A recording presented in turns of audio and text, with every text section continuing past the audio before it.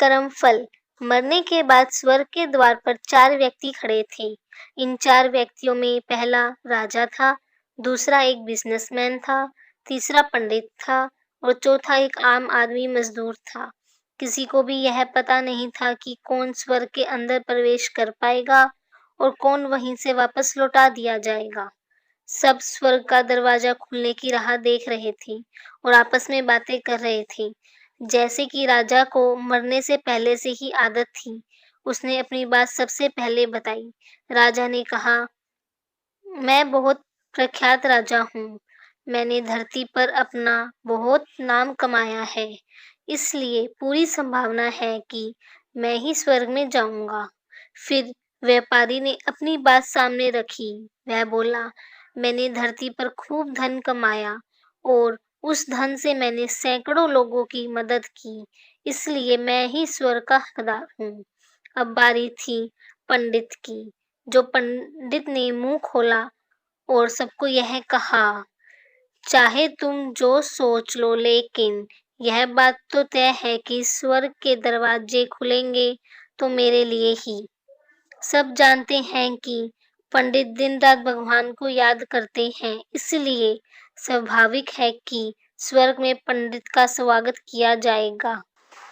जब सबने अपना अपना पक्ष रख दिया, तब सबकी नजर उस मजदूर पर थी जो चुपचाप अपनी नजरें नीचे झुकाए बिना कुछ बोले वहीं पर खड़ा रहा। स्वर्ग का दरवाजा खुला और वहां पर एक देवदूत आकर खड़ा हो गया। देवदूत के हाथों में एक पुस्तक थी जिसमें इन सभी के कर्मों के बारे में लिखा हुआ था। देवदूत ने सबसे पहले राजा को अपने पास बुलाया और उसको पूछा, तुम बताओ, तुमने अपने जीवन में क्या क्या अच्छे कर्म किए हैं? मैं उन्हें इस पुस्तक में देखकर फैसला करूंगा कि तुम्हें अंदर आने देना है या नहीं। राजा ने कहा, मेरा राज्य जितना बड़ा था उतना ही सीमित था और मेरी राज्य की सभी लोग खुशहाल थे। सभी बड़े आनंद से रहते थे। मैंने उन्हें कभी भी किसी भी चीज की कमी नहीं होने दी। यही मेरे अच्छे कर्म हैं। देवदूत ने अपने पुस्तक में देखा और देखने के बाद राजा ने कहा, तुम सच बोलते हो। तुमने अपने राज्य की प्रजा को बहुत सुखी रखा था, लेकिन तुमने अपने राज्य की सीमा बढ़ाने के लिए जितने युद्ध किए थे, उन युद्ध की वजह से हजारों सैनिकों ने अपनी जान गंवा दी थी। उन हजारों सैनिकों के परिवार के दुख का कारण तुम बने थे, इसलिए तुम स्वर्ग में नहीं जा सकते। अब बारी थी व्यापारी की।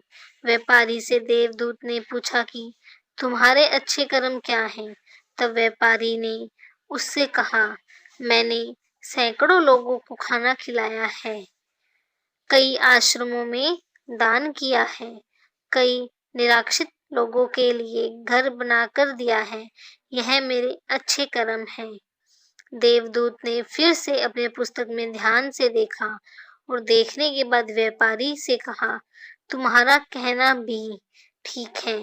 तुमने बहुत दान धर्म किया है, लेकिन यह दान धर्म तुमने जिन पैसों से किया है, उन पैसों को कमाने के लिए तुमने न जाने कितने झूठ बोले हैं, कितनी हेरा फेरियां की हैं और कितनी मिलावटें की हैं, इसलिए तुम भी स्वर्ग में नहीं आ सकते।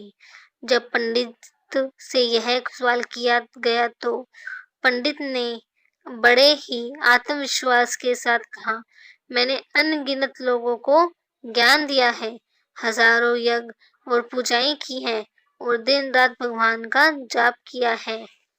इससे अच्छे कर्म और क्या हो सकते हैं? देवदूत ने अपनी पुस्तक के अंदर झांक कर देखा और पंडित से कहा, आपने जितने भी लोगों को जो भी ज्ञान दिया है, उन बातों पर खुद कभी अमल नहीं किया। आपने यज्ञ, पूजा या भगवान का नाम निस्वार्थ भाव से कभी नहीं लिया, इसलिए आपका भी स्वर्ग में आना प्रतिबंधित है। मजदूर यह सब देखकर हैरान था। वह अब तक जिन्हें महान समझता आ रहा था, उनकी व्याख्या स्वर्ग के दरवाजों पर आकर बदल गई। धरती पर जिन कामों को अच्छा समझा जाता है, उनका यहाँ पर कोई मूल्य नहीं था।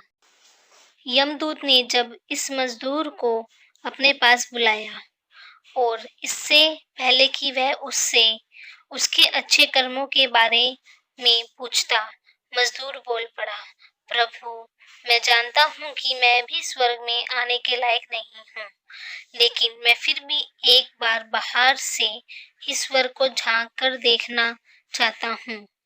बस इससे ज्यादा मेरी कोई इच्छा है ही नहीं, क्योंकि ऐसी इच्छा पालने के लिए मैंने जीवन में कुछ भी नहीं किया है।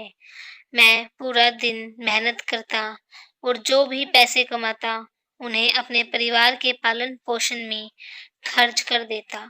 इसलिए दान धर्म के लिए कुछ बचता ही नहीं। लोगों की भला में क्या सेवा करता, क्योंकि काम के बाद जो थोड़ा सा समय मिलता, उसको अपने ही बूढ़े माँ बाप की सेवा में बिता देता। यह सब करने के बाद मैं कभी कभी मंदिर भी चला जाता और भगवान से जैसा भी मुझे दिया है उस जीवन के लिए धन्यवाद कहता। देवदूत ने अपनी पुस्तक में बड़े ध्यान से देखा और थोड़ी देर देखते ही रहा। फिर उसने मजदूर से पूछा कि तुम याद करके बताओ, तुमने कभी तो कोई अच्छा काम किया होगा। मजदूर ने थोड़ी देर सोचने के बाद बोला, हाँ, मुझे थोड़ा थोड़ा याद है। एक बार मैं बहुत भूखा था और मैं खाना ही खाने बैठा था कि एक बहुत ही कमजोर कुत्ता, जो ठीक से चल भी नहीं पा रहा था, वह मेरे पास आ गया और मेरे खाने को देखने लगा। तब मैंने अपनी रोटी उसे खिला दी थी और उस दिन मैं खुद भूखा सोया था। मजदूर की बात सुनने के बाद देवदूत मुस्कुराया और मजदूर को बड़े सम्मान से स्वर्ग के अंदर लेकर गया। दोस्तों, अच्छे कर्म लोभ, मोह, माया इन सब भाव में आकर नहीं किए जाते और ना ही उन्हें अच्छे कर्मों की श्रेणी में गिना जाता है।